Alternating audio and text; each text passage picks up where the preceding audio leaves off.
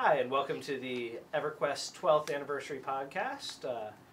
I'm Paistro, or Eric Cleaver, depending on how you know me, but I'm here talking with members of the EverQuest development team. Hey. First up on my right, we have Tom, our producer on EverQuest. How's it going, everybody? Then we have John, our art lead. Hi there. And finally, we have Julie, who is an associate game designer on EverQuest. So just to start off, Tom, I'm not sure, maybe most of our viewers don't know what a producer does on a video game. If you can tell them a little bit about what your role is on the team?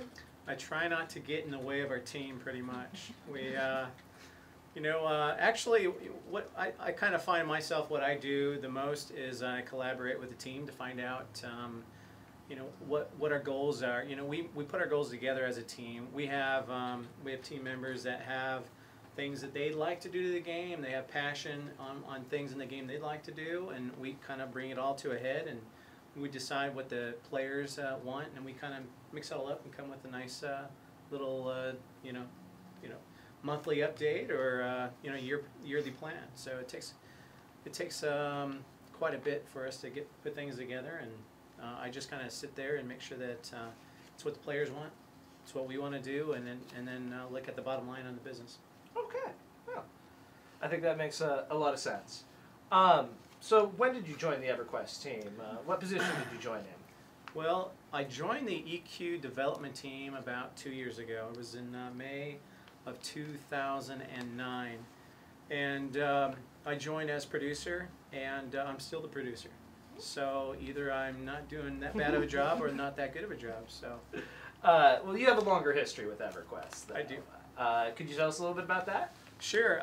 In 1998, I started working for 989 Studios, and eventually became Variant. I think Red Eye, then Variant, and then in a combination merged with was bought by Sony Online Entertainment. So in 1999, I started working as a customer service representative, and I was the first GM on Toonari. So I was the original GM. After spending 3 weeks in the chat room, because I didn't know what a customer service D3D client was at the time. So 3 weeks in the chat room, almost leading you to quit your job, helping people in games. So it was pretty cool. I mean, that's certainly quite a history. What were things like around launch? I mean, you guys were very much breaking ground, doing something that had never really been done before. So, I mean, it must have been a lot of exciting stuff going on. It was. I think I was probably the third oldest person in that customer service team at the time. And I don't want to give away my age. It's not polite to ask either. So I would say it was discovery. You know, it was a huge discovery. I think that what we were doing, for the game at the time was brand new. There were other games out there. You know, UO was the game that everybody was kind of measuring us against, and we were, doing what we thought was, the best game possible. What we wanted to play. Us in customer service at the time. I didn't have development ties at the time. But in customer service, we were discovering what the game was as well, and what the policies were, what quests were working, which quests weren't working, which items players are supposed to have, and just trying to service the customers the best we could. Cool. Do you have any fun stories from that time you could share? Obviously, there's certain aspects you can't talk about, but anything memorable that springs to mind of your days in customer service? Couple things. I remember we would get death threats because the game wasn't stable. It wasn't perfect at launch. So we would get death threats because players couldn't get on the game. That was one. A fun memory when we were able to start doing in-game quests. That was a blast. We did a quest in, I believe it was Everfrost, permafrost area combo, and we were ice giants. And we had somebody on the server running through the zones from the furthest point in the game all the way to where we were at.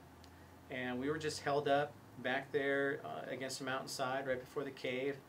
And we were just, we had a nice, I can't remember exactly what the storyline was, but I think it was one of our biggest quests where we were able to fight against the players and vice versa. Now there was a bug though. There was a bug maybe it was a feature at the time. But the skills that we had when we were able to turn ourselves into ice giants, we didn't have the combat skills that a regular NPC ice giant would. So when we would do damage against the players, it was, what, 10% of the normal damage? So we got our butts handed to us. But it was a blast. That was a good time. I'd probably say the last thing I do remember in this discovery of what our jobs were as customer service agents and GMs, we would, we at the time we had our own server. There was one GM assigned to one server, and then we'd have coverage to overlap. And frequently, I think to kind of lighten the mood and to kind of keep our stress levels down, people would pop onto the server, other GMs, and they would pull shenanigans on you. For example, that they would emote in the world that, Tom was slayed by a bat, or a fire beetle, something, the smallest creature in the game. Other times it would be, basically they would kill you from far distance. So you would be standing there talking to a customer in your avatar, and all of a sudden you would just go dead, and you just see the loading screen. You're like, oh my god. So I think that's probably, after a while, I think that's when we started to get a lot of logging on our customer service tools, and there was probably people checking them a little bit more closely. But that was a lot of fun, because at times it could be stressful, but hey, it's a game. Yeah. So it was a lot of fun. Cool, cool. So, John, when did you join the EverQuest team? Probably, let's see, about 6 years ago. 6 years? So that's quite a bit of experience. What's some of the stuff that you've worked on that you're most proud of? Where do you sit back and you say, this is something that looks really good. This turned out the way I wanted it, and I'm proud of this. Well, we have some really good zone artists, and I think one of the zones that was really spectacular was House of Thule, and the mood was really nicely done, and I think the artists that worked on it just did a great job. Cool. Well, I'm sure they'll be happy to know that. Excuse me. Now, one of the things that I didn't know about before I started in the industry, something I had appreciated in video games but never really consciously understood, was how artists use visual elements to tell a narrative. In EverQuest, one of the ones I've seen recently that really struck out at me was Eridan is Burning, where you can see what looks like a whole board into the zone, and there's a trail of bodies, and you can imagine a mighty battle. And this is the artist telling us a story without having to explain each and every little element. Where are some places you feel the visual narrative really works well in EverQuest? Well, it's something we always try and do, to visually tell a story to go along with the lore and what's going on with what the designers are coming up with. Along with Eridan's Burning, it's really fun to take an old zone and put a new spin on it, where we're continuing the story. And I think Ocean Green Hills was really fun in that we showed Kinos as a small settlement just getting started. And so we thought, what's a key element in Kinos to just start building? We said, hey, how about the clock? Wouldn't that be really neat? And so we started, as you might have seen, the little clock tower was just being built with blocks and things like that, hinting at what's there before and making the surrounding areas look like the zone, except for maybe the city. So that was, I think, really fun to tell that story. Cool. Very cool. Now, Julie, you're one of the newer members to the EverQuest team. How long have you been with the project? I've been on EverQuest for a little over a year now. Okay. And how did you get your start? How did you end up joining the team? Oh man, it's kind of a long story. I was a senior at San Diego State University studying journalism, and I needed money to support my gaming habit. Really, I was 2-boxing some EverQuest characters, and I saw a web page that said that Sony was hiring interns, so I applied for community relations, and I got the job.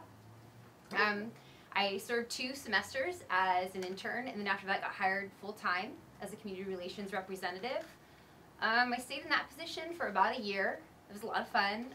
Then there was a spot open up on Free Roms for a designer, so I applied for that. I got that job. Stayed there for about a year and a half, and then they asked me to come help on EverQuest, and I couldn't say no. So. Well, you couldn't say no because you were forced. No, Oh. because you know it's part of my history as a gamer. Yeah. So this is an issue which I've recently, been encountering since I'm newer to the team. But what was it like for you to work on, a product that you played and loved and enjoyed so much and is really so significant in gaming history? I mean, what's that like for you? Very intimidating. It still is, even after a year, because if you take a look at designers on other major titles, a lot of them got their start on EverQuest, and if they didn't get their start on EverQuest, they certainly played some kind of role on the EverQuest team. So those are really big shoes to fill. Also, there's this just rich history in EverQuest, and you really have to, when you're designing quests and raids, you have to live up to that rich history, but you also have to, create content that's current. So it's pretty challenging, and it's still intimidating, but I wouldn't have any other job in the world. Okay. So what are some things you've worked on so far? What are some things that you really enjoyed doing? I think I enjoyed everything from base popping to creating raids. In House of Thule, I kind of had my hands in everything. Like I said, including base pop to raiding to rares. Just for our viewers, because they're not all industry professionals, Okay. what is base pop? Oh, it's from rapping, right? Yeah. Yeah. No, I would be really bad at that. Or I would enjoy popping that. and rocking. Yeah. No, but it's essentially just populating an entire zone. Like, my favorite zone to populate this past expansion was Morel's Castle, simply because there was just such a wide variety of mobs in the zone. You could go from something that was really whimsical to something that was very serious and very classic EverQuest. So it was fun to put in a different range of mobs. Okay, cool. And what about your position really energizes you? When do you get that rush that says, "Wow, I did something really cool, and I'm excited about this"? Every 2 weeks when we get a paycheck. Yeah. No, I mean, it's a lot of things. I mean, you'd be surprised at what is really fun in the game to create. A lot of people, I think, would think that it's just raids or just rare abilities, but even the little stuff is really fun to create. We have a really fun and complex scripting system, and I'd have to say for me, I do enjoy making raids because, it's just so complex, and there's so much information and so much thought that goes into these things, and a lot of the times, I think Smed touched on this yesterday in his interview. You get into beta testing, you think, all right, I put in all this time, all this effort, it's going to be so awesome, and then one little player over here decides to, do something that you never thought he would do, and it wipes the raid, and it breaks everything, and you have to go back and fix it. But that's part of the fun, right? It's, it's finding these things out and working with the players. Cool, very cool. So, Tom, let me ask you, would you ever go back to your original responsibilities? Is there ever days where you're like, man, I wish I didn't have to deal with all this producer stuff, all these meetings that I go to. I'd like to just, be able to be a GM, same responsibilities. I won't lie, it was a lot of fun. It was a lot of fun. I touched on that, a lot of policies had to be created from, certain actions. But it was enjoyable. I really like the customer interaction. I like people, and we're a company, and we have a customer base, and in the end, most times, than not, the customer is always right. And so you make a lot of decisions that make you feel good because you've done something right on the customer's behalf. And so I do enjoy that. I mean, that was kind of my beginnings of coming through the company and learning a lot about Sony, a lot about the business, and working with the development teams that have moved on to other projects. So yeah, part of me always wants to be there, and I still, interact with customer service agents and a lot of our decisions that we make. And even after an update, if something should go awry, a lot of decisions we make thereafter, work hand in hand with the customer service department to to make sure that customers get a good warm fuzzy feeling. So There we go. sure, I would. Okay, well, talking about the customers, let's go to the viewers. Joel, do we have any questions that people are asking? Anything you guys want to know out there in viewerland? Not much going on here. They're just talking about EQ Mac and some of the other products as well. Interesting. Well, EverQuest is a very, very diverse franchise. There's a lot of interesting additions. Is there anything on EQ Mac 2.0?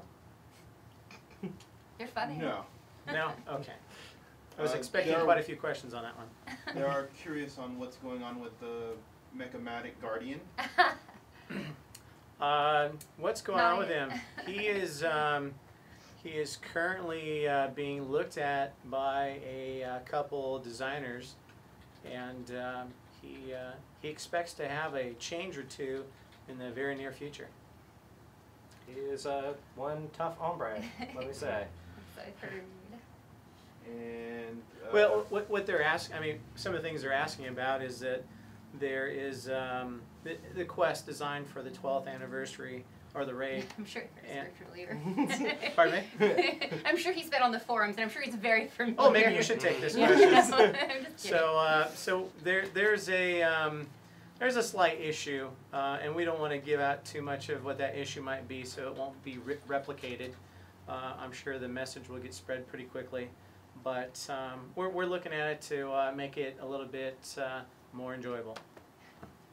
Give you more of those warm, fuzzy feelings you were talking about Yeah. earlier. Yes, every 2 weeks in the paycheck, right? Yeah. there isn't any other questions coming in right now, so Okay. Well, this is easier than I thought. Yeah. Yeah. Well, thank you all very much for watching. Appreciate you guys coming out and spending some time with us. Happy 12th EverQuest anniversary. It's like Feel a tongue free to twister. send cake to us if you like. There is no soliciting cake from the players. Oh, that's good. Pie? Money, Pie is acceptable. Birthday pie? money or beer. Yes. Okay.